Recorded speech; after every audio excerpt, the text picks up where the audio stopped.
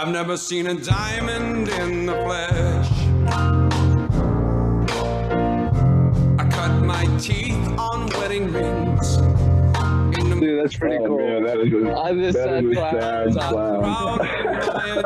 Dude, that's pretty good. This is The Gloom, bringing you weekly interviews with F3 Omaha packs, exploring their F3 experiences and finding those sticky elements that create the glue in the gloom.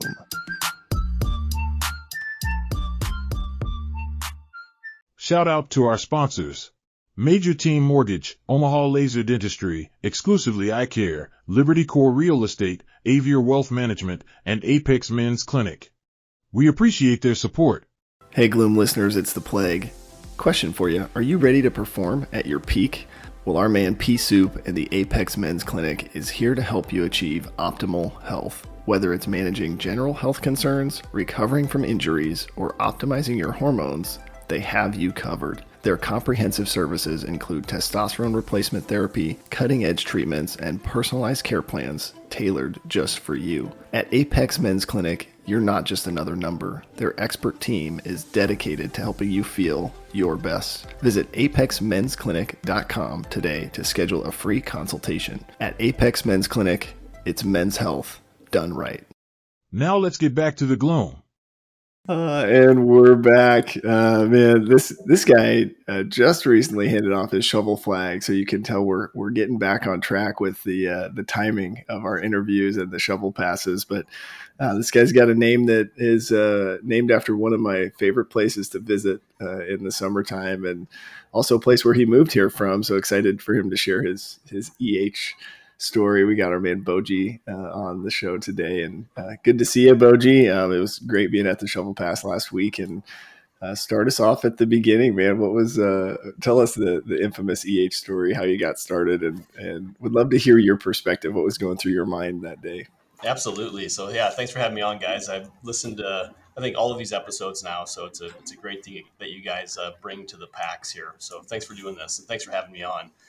I was just I had not moved to Omaha yet when I was EH'd to F3. I was staying in the Exarban Village in a hotel. I was coming down here like Monday through Friday, going home on Fridays, and I would always run in that area, right? And I'd seen some of these guys working out, doing some things, and I was always curious what it was, but didn't really know what was going on. And one morning, I'm coming down this hill just out on the outside of the Woodshed Park there, whatever Elmwood Park, and I'm running down this hill, and all these guys are coming up at me. And I thought, oh man! So I tried to get out of their way, and one guy said, "Hey, why don't you finish your workout with us?" And remember, I took a few steps just trying to get away, and I thought, I've got nothing to lose, so I turned around and went back and proceeded to do this workout with them. I had finished my run. I was on my way back to the hotel, and they were just getting started, so I was already tired, but. Yeah, I finished the workout with them, and it was great. Cool. And then, do you know who was there? Yeah. So great. So great story. So the guy that called me in was actually slow pitch. So I found that out later. There was a lot of guys there. Huffy was the cue that morning. Tater was there. Khakis was there. There's other stories that go along with that, but yeah, it was a really good core group for your first posting. Nice. And was it actually at the Woodshed, or was it at Brickyard, or? It was Woodshed. Okay, cool. It was Friday Woodshed. Yep. Awesome. Well, what'd you think of the workout? Walk us through the workout. You're probably already gassed from your run, and then you join the workout. What they have you doing there? So Huffy was the cue, and it was exhausting. I remember we did Merkins, push-ups to me at the time. Lots of that, lots of core work, lots of running. I mean, we ran a whole bunch, and one thing that I remember, I called my wife when we got done with the workout, and I kind of told her what had happened, and I literally couldn't raise my hands to shampoo my hair. I was just spent. So it was a very, very good workout. Cool. And then how'd Name-A-Rama go? How'd we wind up on the name Boji? That's a good question. So I was again, I had no idea what was going on. I mean, I met these guys running, and the next thing I know, I'm in this circle of guys, and they're asking me questions. And at the time, I lived just outside of Storm Lake, Iowa, and so they're asking me, what I do, this and that, and I'm just trying not to puke at this point in time, And I remember saying, I'm from the Storm Lake area, and somebody yelled out Boji. I said, no, that's an hour north of where I live. It's an hour south. They kept saying Boji, again, not knowing what was going on. And they said, no, that's your name. That's your new name in F3 is Boji. So that's how I got the name. Awesome. I love it. Do you go to Boji? I know you go up to Storm Lake every once in a while, but how often do you get to Okoboji? I wish we got there more, Plague, to be honest with you. My wife is from Okoboji, so my in-laws, my brother-in-law still live in Okoboji. My brother actually lives up there as well. So we probably get up there, 2, 3, 4 times a summer, but not as much as we'd like to. You know how it is with kids, the sports get in the way and life gets in the way sometimes. Sure. Yeah. So after that first workout, you weren't living in Omaha yet. What was your interaction with F3? Were you still coming to visit and then posting when you could, or did you kind of wait until you moved here? How did that work out? That's a good story. So let me back up a little bit, if that's all right, Pony. So yeah, for sure. After that first workout, I was standing there talking to a guy who later became Khakis to me, right? And he asked me, he says, do you want to go to coffee? And I said, I'd love to, but my car is like 2.5 miles from here, and all I have on me is this hotel key. He says, well, just get in the back of the truck here, and we'll just give you a ride. So I get in the back of this black pickup truck, and next thing I know, there's 2 guys in the front that are taking their shirts off, putting on clean shirts, and it ended up being Tater and Khakis. And I remember Khakis turned around and says, here, read this. And he handed me Free to Lead, right at that moment. Nice. And I went to coffee, and I think that was a really important thing for me because everybody's treated me so great, at coffee that morning. I got back to the hotel. I went to work. My phone exploded. Bovine was the site Q at the time, and he texted me. Slow Pitch texted me, and I had this high that I hadn't had in a long time. And it was I felt very, very welcome to that group. Mm. That's super cool. And so I went home on the weekend, told Peg about what happened. And then, at that point in my life, Pony, I was coming down here weekly. So we had already made the decision to move to Omaha. Okay. I just hadn't moved yet. So I was coming here weekly. So I was very engaged with the guys. I was posting, 4 days a week, probably just in the Stetson Park area. So I got to know a lot of the guys like, Frosty really, really well. Stapler, Bovine was still here at the time. So all those East Side guys I really got to know and connect with pretty well. That's awesome. I love it, man. What's so cool, like you said, how welcoming the guys were. How much of your story did we know at that point? Like, did we know you were moving, or did we just think you were a guy running through the park? No, I don't. Nobody really knew I was moving. I had just met you guys that morning, so they were very welcoming. For a guy that at that point in time didn't live here, had no connections here, it gave me something to look forward to every day, and then when I decided to move, we'd already made the decision to move here before that took place, but I found a house out in western Omaha in Elkhorn, so I decided, I'm gonna experience this differently, and I changed my hotel from Wiggsarbin to 180th and Dodge, and I started posting out west and met the West guys at that point in time, and they were just as welcoming to a guy they'd never met as the guys out east were. So that's awesome. Well, and that's kind of rare that you have a guy that just randomly joins during the middle of a workout. There's a few others out there. I remember Hipster was kind of the same way. He was working out. We just pulled him in. And I think, I really respect guys that actually kind of have the balls to say, yeah, all right, yeah, I'll do it. Me, I'd probably be a little too proud or a little too nervous to go in and just jump in like you did. So I really commend you for doing that. I am curious with you moving out west and kind of switching it up, how do you feel like the dynamic is different between East and West? That's a great question. And to me, I don't see a big difference, to be very honest with you. I enjoy getting, on Saturdays every once in a while getting down to the canyon. I don't get to the woodshed and that area as much anymore just because scheduling wise, right? But to me, it was a very, very simple handoff. I think the guys in F3, there's a quality of guy that resides in this group. And that quality is in the very far eastern parts of F3 as far west as Valley. So to me, it was a very, very, very simple change and not a big culture difference. Well, I think that's kind of a testament to the overall goal, right, of the whole group is let's be as consistent as we can, regardless of how far out these regions kind of reach, or sectors, I guess. Now we're all sectored off. So you get bought in pretty quick. Sounds like you went to coffee pretty quickly afterwards, and probably were a regular attendee at coffee. Any of the other second F opportunities? Free to lead, book discussions, Q source, any of that? Yeah. So coffee was really important to me. I think a lot about if it was just a workout group, and it wouldn't be the same, right? My connections came through the coffees. I met, great people through that, got to know them on a much better level. I pre-run constantly, so I get some good conversations through the pre-running from a second F perspective. I enjoy the happy hours when I can make it. I can't make every one, but I enjoy that. I participated in Q Source. I participated in some of the free to lead. At Dragon's Lair, we used to do a free to lead reading, study every Saturday, and I've done that. I know they're picking that up at the Quarry now on Fridays. So yeah, I participated as much in second F as possible. Well, and that's great, and I think more guys should do that. It's kind of I know everyone's got their own schedules, but really leaning in like that, I feel like guys tend to get the most out of the group. And I may have jumped ahead a little too much.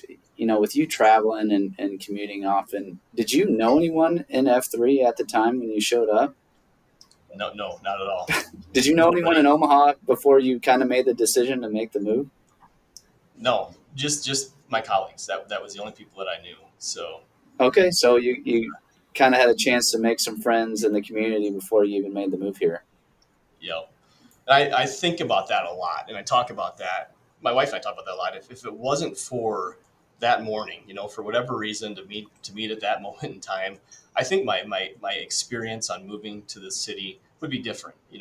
Omaha's a great city, right?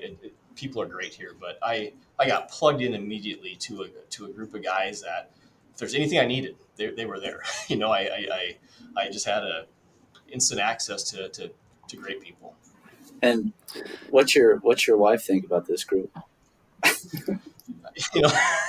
She actually she likes it. She thinks it's a cult, but in a good way, And no, she is very supportive of this, and she would tell you that a lot of her friends are my friends that are through the F3 group. So that's awesome. It's been good for both of us. Boji, one of the things I'm thinking of is just so you're running through the park, right? And you come across this group of guys. I know this is kind of going back to the beginning of your story, but talk to us a little bit about kind of curious, like what was your fitness journey, right? Like what got you to be to the point where like you're a guy that runs daily or whatever. What did that look like for you? So I've always been a cyclist. So when I was 17 years old, I started riding bicycle quite heavily. I participated in a RAGBRAI every year for years. So I've always been a cyclist. And when I was about 30 years old, my cholesterol was high. I was overweight. I'm like, I got to fix something here, just because in the wintertime, I couldn't ride my bike. So on January 1st, whatever year that was, and I was 30, I decided to start running. And so I would just get up every morning and go for like started out with a mile run, a 2 mile run, a 3 mile run. And I did that for a long time. And I always did that outside. I tried to do the treadmill thing, and I couldn't stand it. I felt like I was a hamster on a wheel. So I was always working out outside and, just doing running. And so I did that, I started doing that when I was 30, and when I met you guys, I was 44. So yeah. I was always pretty conscious about trying to stay in what I thought was good shape at the time. But I quickly learned that there's a different level of fitness than just being able to knock off 3 or 4 miles on a run. Yeah. If you just think about the workout only, just focus on that for a second. What do you think that you got out of the workout here that you weren't possibly getting out of from your regular routine?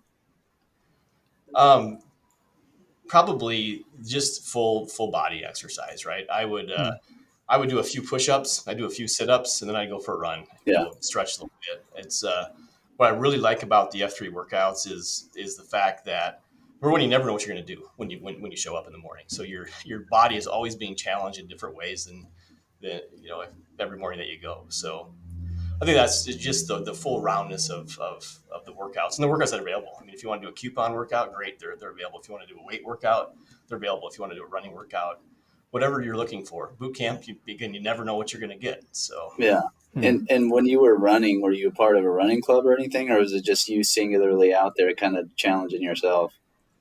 just by myself, me and my dog. So when I was at home, it was me and my dog, and we lived in a town of like 2,000 people, and I was literally the only person that was out for a run at 5 in the morning, and when I came down here, it was just me. So Yeah. That's awesome.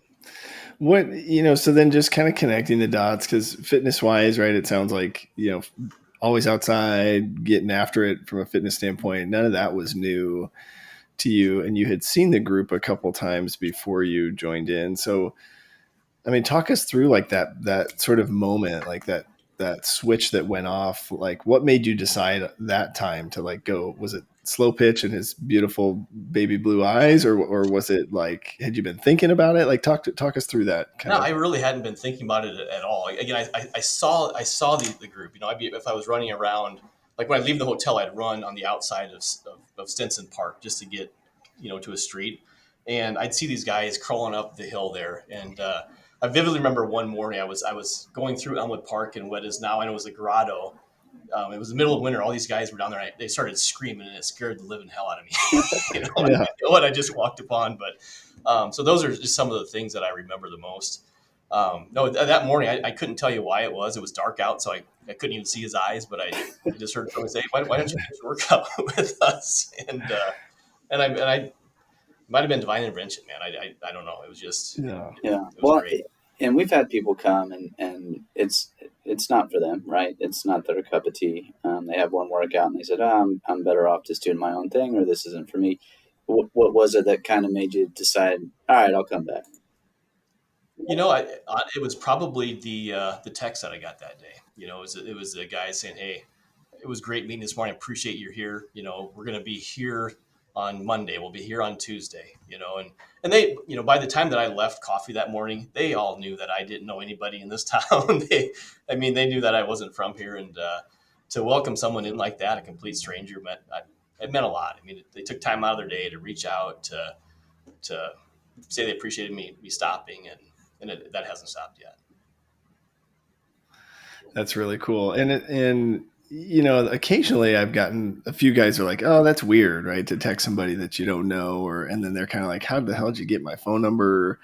But I don't know. Like, I think for the most part, like, it's well received. I don't know. Did you think it was weird, or were you like, "How do they know my number?" Or I guess you just gave it to them, right? Yeah, I just gave them the number, so it was I knew how they got it. No, I didn't think it was weird at all, to be honest with you. I thought it was endearing, and I thought it was genuine. That's awesome. Talk us through, just other things, kind of trying to get where you were at maybe mentally or from a male friendship standpoint before that time. Were you looking for a group of friends? Were you trying to maybe recreate something you'd experienced maybe on another team or in another phase of life, or what's that journey been like for you? So I go back to Ragbri. A lot of my friends that I have from when I lived in Iowa were all through the biking community. So they were all active guys. We try to ride once a week together, usually on a Saturday morning or a maybe a Tuesday night. But there was a group of people that we'd get together and we just ride bike, and that's kind of how I met those guys. So yeah, I had that group going on, but it wasn't nearly as, I don't want to call it surface level, but we rode bike, we'd have a beer, and we'd go home. We've got some great friends from that, some true friendships. But so to say I was looking for something, no, I really wasn't. I didn't know what I'd come across at that moment. I know you weren't trying to say that those friendships were surface level, but I guess how would you distinguish between the two groups of like what you have now versus what you had previously with that biking group? I would tell you that this group challenges me, on every facet of life. Right? They do. They not only from a physical perspective, but I've had some great, deep conversations with people. I mean, just about a multitude of things that I've never had before. I've never had that in a pure relationship before. That's awesome. That's part of the whole goal, right? And even I don't know, most of us, I don't think we know that we needed that until we find it, and we're sort of like, wait a minute, this seems like a gap, that I didn't even know was there. I think one of the things that's always been interesting to me, and I'm curious how you view this, but like, you think about relationships, right? You start thinking about the concentrica, and I know Pony got into this a little bit previously, but just like the impact it can have on relationships with your your 2.0s, even like mentoring relationships, and then even work, right? It in theory makes us better men in all of those relationships. But how have you seen that impact? Not just in those areas, but I'm curious, like alongside a move, a lot of times when you move to a new city, that's like a huge life changing sort of event. So how have those things maybe helped make that move a little bit easier for you? Great question. So it's definitely, moving is stressful. You nailed it on the head, right? You're leaving this place you've lived for 25 years, relationships that are 25 years old, 25 years deep, and your son has gone to the same school, same friends since the day he was born, and totally just disrupting that and planning it somewhere else. So it was a stressful time in my life with my wife, my son, but plugging into this group, literally day one when we were here, we had people that were from this group that welcomed us to town, said, hey, we're here for anything that you need. I'll never forget that. And it was genuine. And those relationships that I've made through F3, Gator, Ozark, Yodel, Light Bright, and I can go on and on and go on. I'm keeping people out, or leaving people out, I should say, but those relationships are relationships that my wife has, that my son has, and so it's been very, very, it was a very, very important part of our transition here. Because it plugged us into a group of very, very positive people. That's great. That's awesome. And how old is your son? He's 14. Have you had an opportunity to share F3 with him, take him to any of the 2.0 workouts? Yeah, he's done 2.0 workouts and he's done the real ones too. His name is Prime Time. So that's Prime great. Time, That's a great name. Yep. So what's he think of these old guys that go out and work out and kind of do this thing at 5:30 in the morning? He loves F3. He hates the mornings. But he was at the Flight Pass last week. He's been at Dragon's Lair multiple times. He's been to our Armory. He's the guy. The guys know him. They know him as Prime Time. So he loves to work out, but the early mornings, especially because I always show up to pre-run, so that's even worse for him. But you make him pre-run with you? Yeah, we do a little one, like a little 2-miler. And nice. That's awesome. Yeah. He doesn't know it, but he'll be better for it. Exactly. Right? Long term. I love it. What about just as you think about the bringing it all together, kind of, and you mentioned a little bit maybe divine intervention, but the third F piece with faith. How has that been a journey for you, or what's that been like? I know a lot of guys, when they hear fitness fellowship and faith, they're kind of like, I'm good on that F, but what's been your take? How do you perceive all that?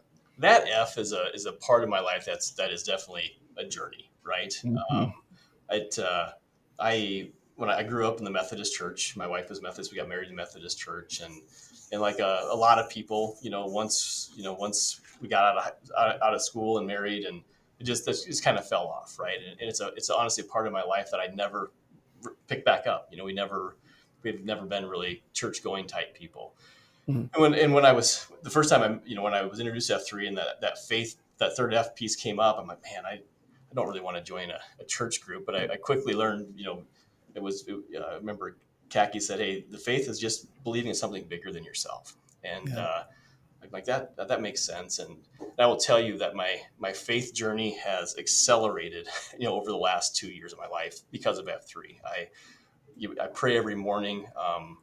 We pray my son and I will pray about things at times. And even though we don't go to an organized church per se, I feel like, and I've heard this on other podcasts too, but I feel like that group in the morning, that is my church. That is where I feel my most faith. And I see us doing good things, with the Heartland Hope and things along those lines that I never would have done before. We're doing it as a family. So.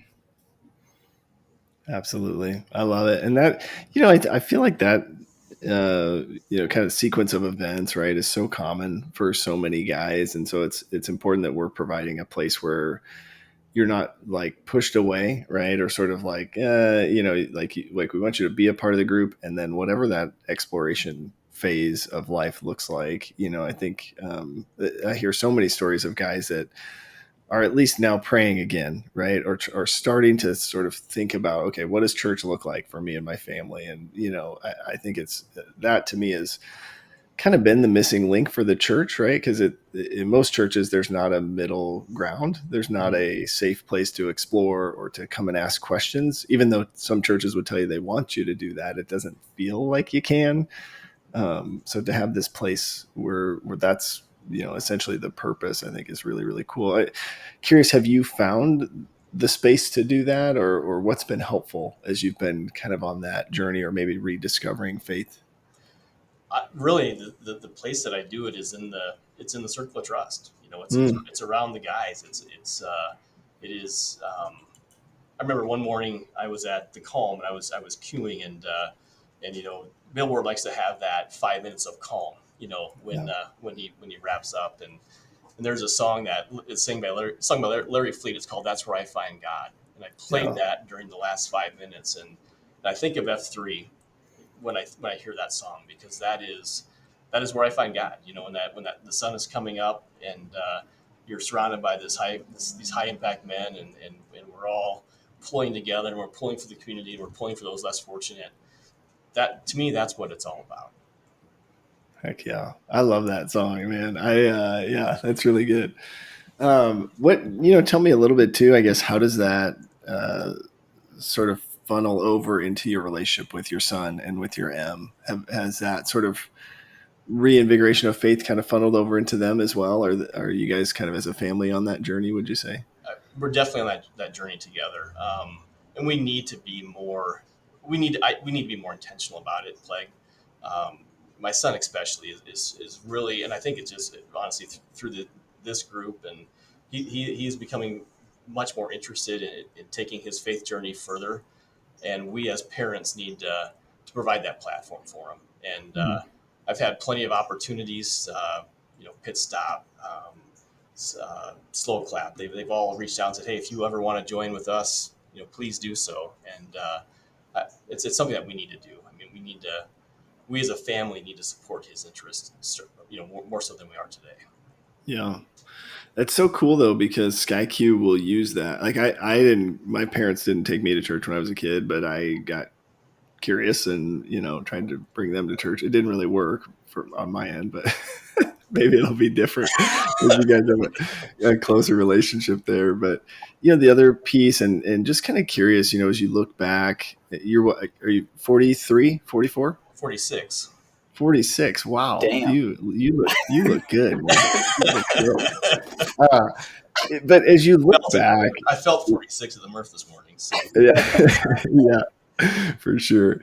As you look back at your years of life, I mean, any maybe words of wisdom or experiences that you would share just to kind of help guys, just better understand your story, maybe how you're seeing the world, anything in that boat that you would maybe be willing to get a little vulnerable with us on? Yeah. So, one thing that I've always told people is there in life, as you go through life, you're going to have the ability to have great leaders that you surround yourself with, and you're going to have the ability to have very poor leaders that you're going to be led by.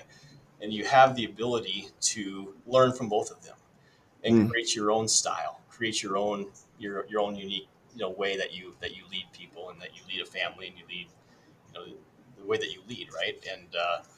And I would just tell people that to be inquisitive, to get to know people on a relational level, and that if you find that common ground, if you find the way to work with people and talk to people and communicate with people and meet them where they're at, you have a lot better chance of truly having a strong relationship with that person. So when a challenging conversation has to take place, you're coming from a place of love versus just anything else. Heck So yeah. it would be Well, I love learn that. from your experiences and apply them. Yeah. Hey, are you the type of guy that likes to get up early in the winter to battle your jester? Do you love listening to people drone on and on and on about COVID in the gloom? Would you trust your vision to a guy nicknamed Cataracts? Well, if the answer to any of these questions is yes, fellas, you have bigger problems than you think. Dr. Cataracts, aka Dr. Wolf, can't solve all of your problems, but he can certainly help you solve the problems related to your eye health and vision.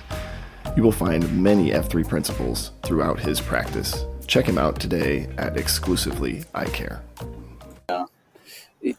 I'm curious, and this will get us kind of into leadership here, but you're talking about the concept of having a good leader or a bad leader, but even in our own selves, right? We can be strong in leadership qualities in certain aspects of our life and weak in other.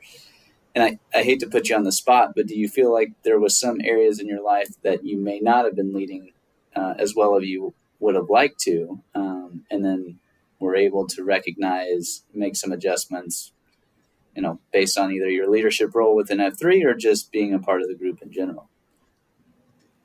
That's a great question. I think leadership is a constant journey, Pony. It's a constant journey. I think when things are going along smoothly, right? When things are just clicking along great, that's when leaders can become complacent, right? Sure. And maybe don't put as much effort forward. It's when, and that's probably at times in my life when I've kind of maybe dropped the ball on that a little bit, whether it be personal, professional, or otherwise.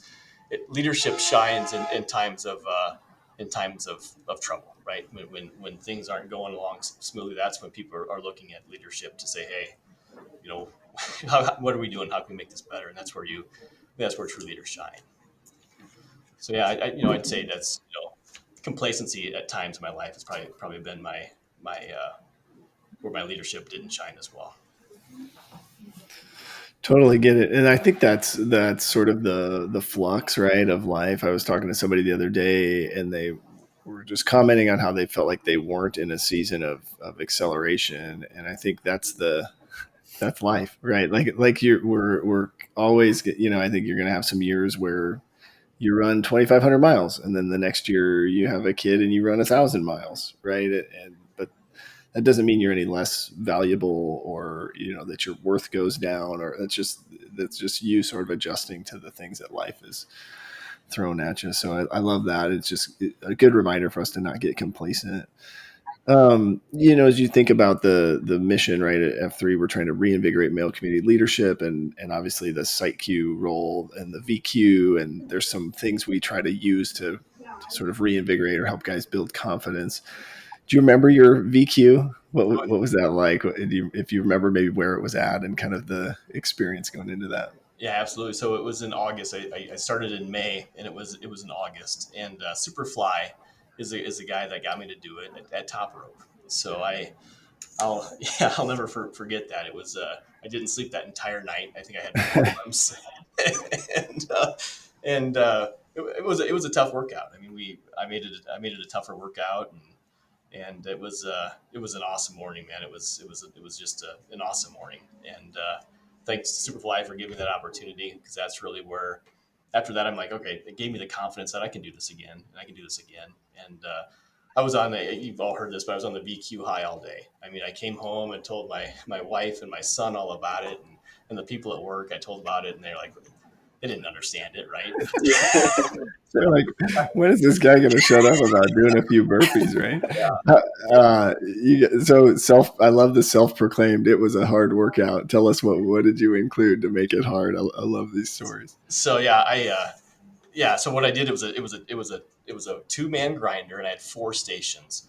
So one station, it's funny because this is the workout that I did kind of right before the flag pass. Okay. Not the flag pass workout, but right before it. But we'd had one station that was 50 burpees.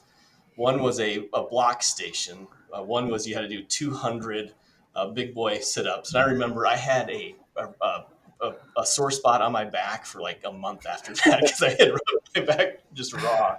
Then the other one was like I want to say like 300 air squats, right? And it was just cumulative reps on the going back and forth. But I'll never forget, the things that you remember in the gloom. I was standing next to wait time, and he'd already gone through the round once. He was going back again, and I heard him say, "I don't want to go back to the damn burpees again. I've already done them." So to me, I'm like, yes, that I won this VQ. They're starting to bitch. So that's awesome. I love it. That's when you did a great job. Ketchup was complaining about it big time, and that's that's what you want to hear. Yeah.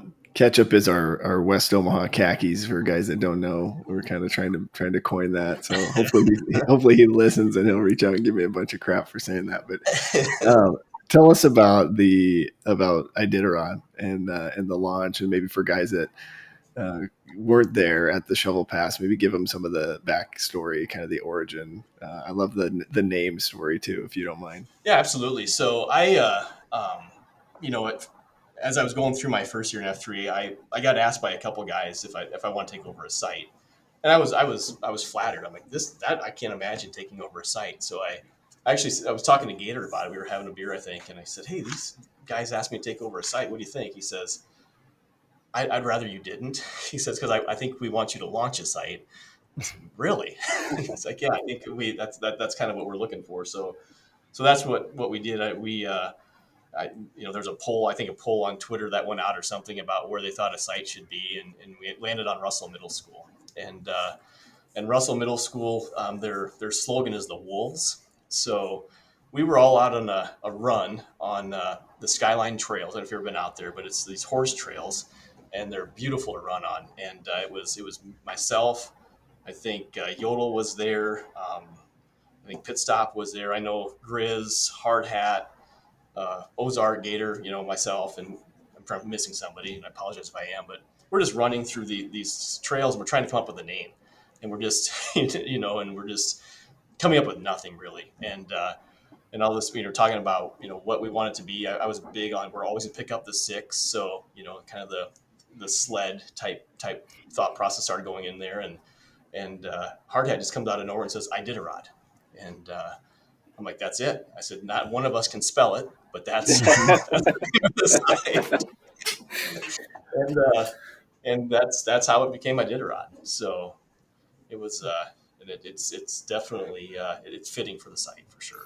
I love that. I was trying to look back at some of the other names that we came up with, but I don't know. Iditarod was maybe the first one that I heard of, and I was like, "What is that even? What does that mean?" Yeah, that was the first one that I'd heard too. I mean, we just on that run, we were talking through it, and it just, when he said that, it was that was it. I mean, there was no other options. So.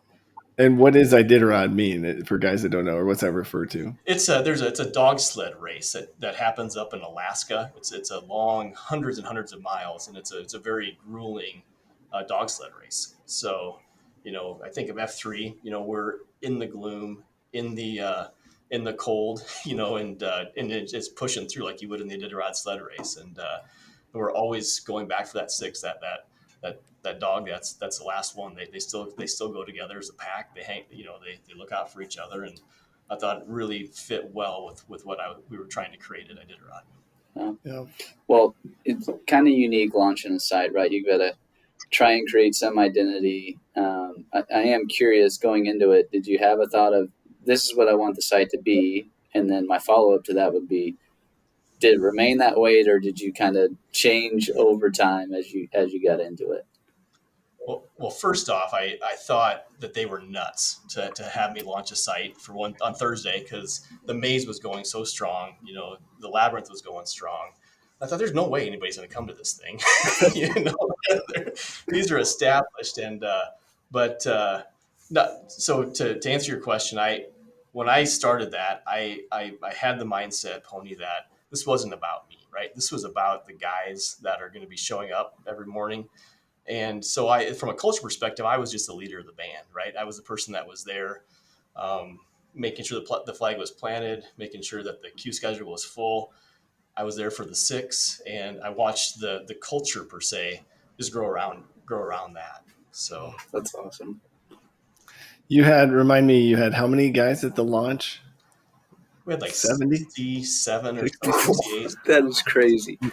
And then you had how many guys at the past? 68? 67 were at the pass. Okay. Yep. Yeah. They were both right around close to 70. And how were the numbers in between those two sort of big events? Were you leveled out like around 10 to 12, or were you lower, or how'd you go through kind of the winter months and all of that? Yeah, we would. There would be weeks there would be 8 people there. Weeks there'd be 20 people there. I would say we would average anywhere between 12 and 15, 12 and 18 people a week. So we had a pretty good. We had the same people there. A lot. I didn't get nearly as many FNGs as I wanted to that site, but I had guys that were there consistently. They were there week in, week out, and really created that Iditarod culture that I'm so proud of right now. Yep. It always amazes me, just this concept of Starfish, because you're talking about these other established locations like the Maze that had numbers, right? And I remember the same thing with Woodshed. They were opening up Brickyard literally right across Pacific there. And I had the thought, Yeah. like, what, they're going to pull from my numbers and we're not going to do as well. And then it just goes to show the leadership has some idea of what they're doing. I won't give them a lot of credit, but they do all right. But I think it's just really overall this concept of if you'll just plan a site, there'll be guys that show up. And as long as you're there, there's going to be guys to come and you don't know who you're servicing in that community. Yep. Yeah, and some of that, I love what you shared about Gator's comment, right? And this is no dig on any one guy, but there are certain guys that are a better fit to launch a new site, right? You sort of have this unique entry into the group. You've got some really good relationships. You've established yourself in this community, and so where you would have an easier time getting guys to sort of come and follow you to this new location, right? Whereas some guys just aren't wired that way, right? They're more of a, hey, let's keep the execution and the standard going that's already been created. And so there is, it's interesting. We have a lot of those conversations around, who's the right fit to launch a new site, because it does take a lot of energy to create, sort of get the buy-in, get guys to show up, and so I love that you did that and appreciate that you did that. And and now, right, you've kind of like just handed this off and you'll get to go year after year. We just had the Red Wings shovel pass this morning, and I sent a text message to a group of 7 guys, because there's been 7 site queues now at that location. And it's just crazy to think, 7 years from now, you'll be in your 50s and you'll be talking about, I can't remember when. So it's just so cool to kind of, think about that, and definitely appreciate your leadership there.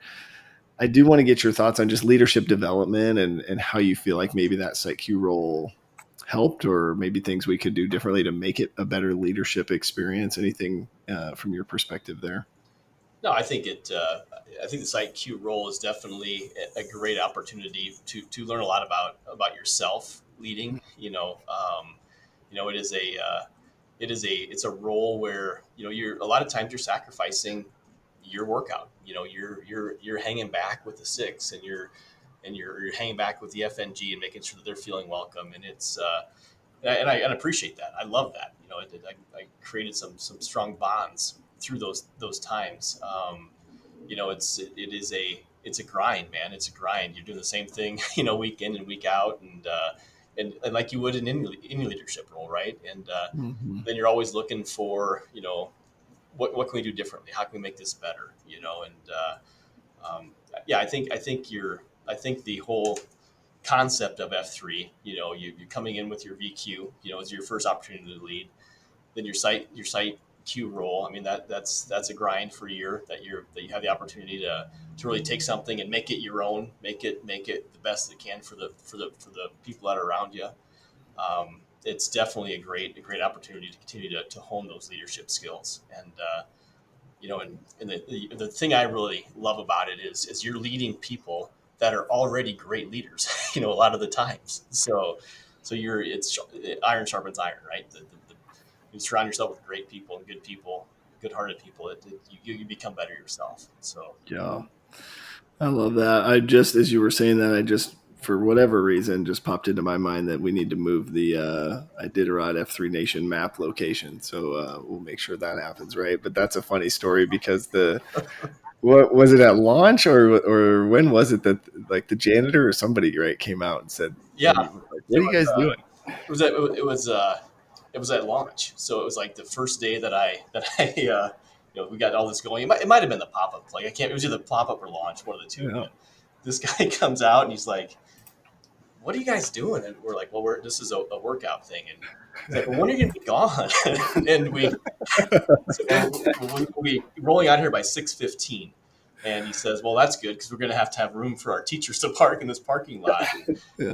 I'm like, "Yeah, no problem." And so I said, "Is everything okay?" He's like, "Yeah." Then we started working on EHing him because he was very inquisitive about the group. So then I purposely pushed the launch out for 2 weeks after that for school to be out, so we wouldn't have that issue again. But Yeah. but we kind of did. Did you get the janitor there?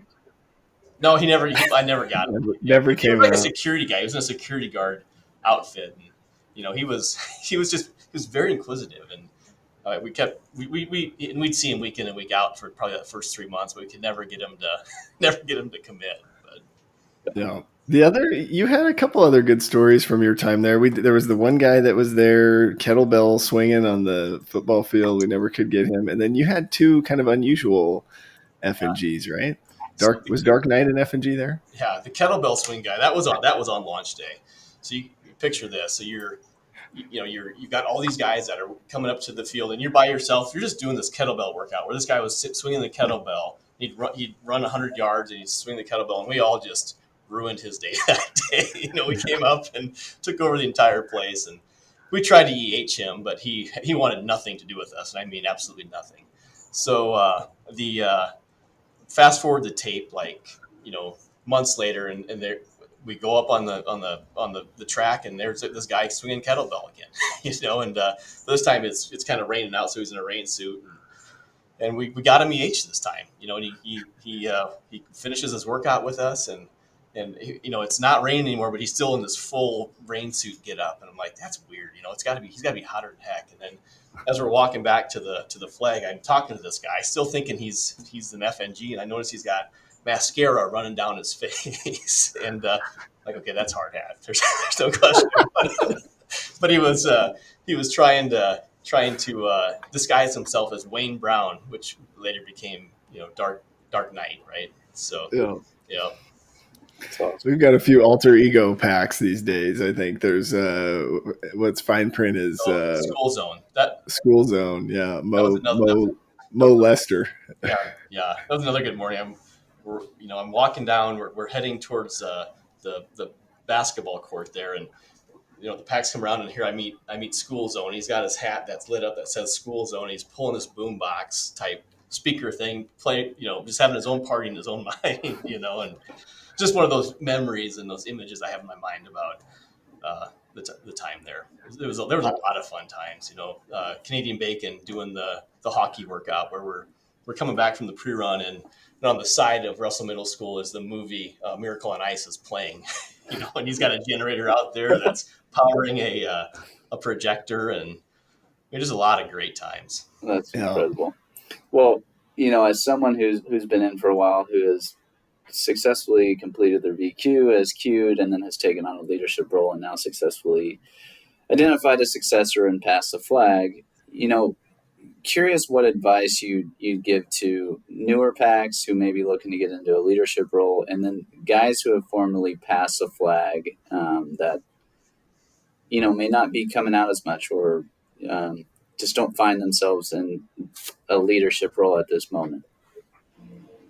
So as far as the new guys, let me start there, because I think I can answer that. You make your desires known when it comes to what you're looking for. F3 will meet you where you're at. So, if you're a guy that doesn't want to VQ, make that known, and they'll be fine with that. If you're a guy that just wants, I think of like well, I can't. There's many of them, but they start right away, and they're VQing within a couple of weeks. Just make what you want to get out of F3 known, and this group will find a way to plug you in where you need to be plugged in. So when lean in, and you'll get out of it what you put into it.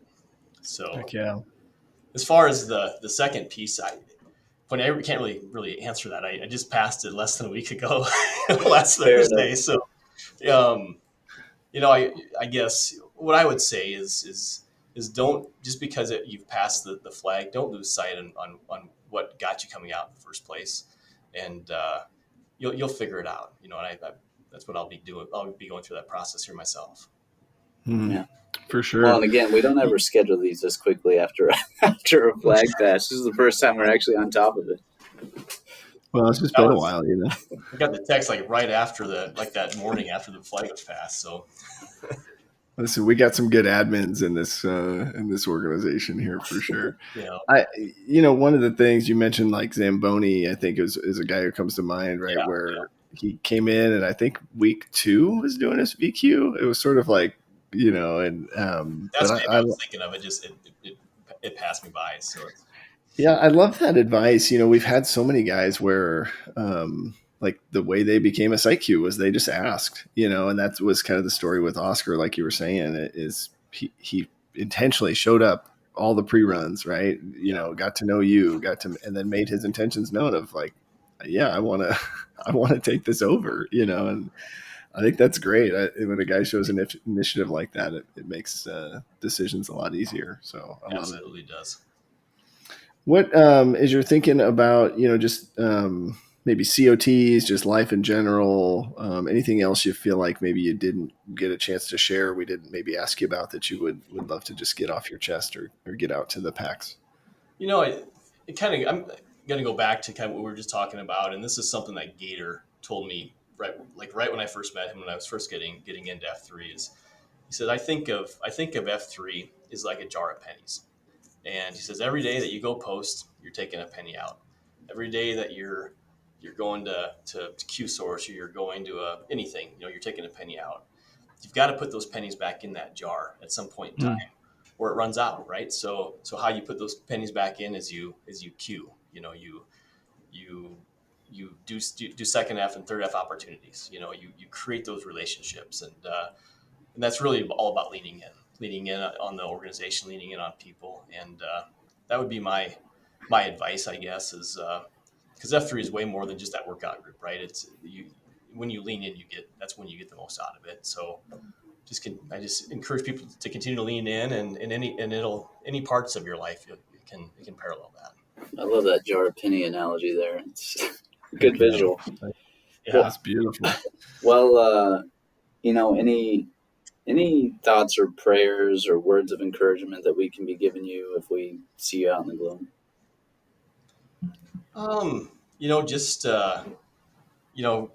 Right now I'm going through, I've got one son, he's 14, and he's getting busier and busier with all these various things. And that time's going to come to an end pretty quick, and he'll be out doing his own things, and only having one child, that's kind of that's kind of looking me right in the eyes right now. So just continue to pour in there, and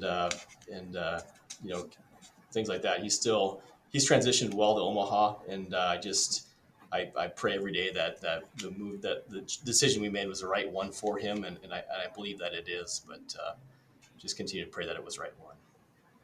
Heck yeah, man. Maybe he'll go to Boji University, right? I got my master's from there. Oh, I love it, brother. Awesome. Hey, this has been great. And, I just appreciate the courage you had to say yes, and then just to watch SkyQ and, whatever, as you've gone through this journey, but you continue to just engage. And hopefully you feel like it's been the right decision for you to move here to Omaha. And we've certainly benefited tremendously from that. So just thank you for your leadership and engagement. It's been fun to watch. Absolutely, man. Thank you. Let's do a little Name-A-Rama. I'll start us off here. Brandon Flehardy, 38, The Plague. The Plague. Ah. John Whitwer, 32, Pony Express. Pony Express. Hey. Ryan Lundgren, 46, Boji. Boji. And what's the call sign? I was trying to think of this the other day, but there's never really been one.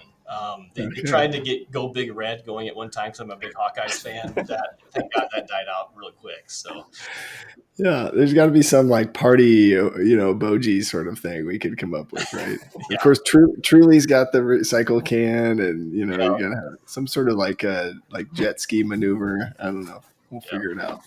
Awesome. Appreciate you, man. Yeah, have a good rest of your day. Thanks, buddy. Appreciate you guys.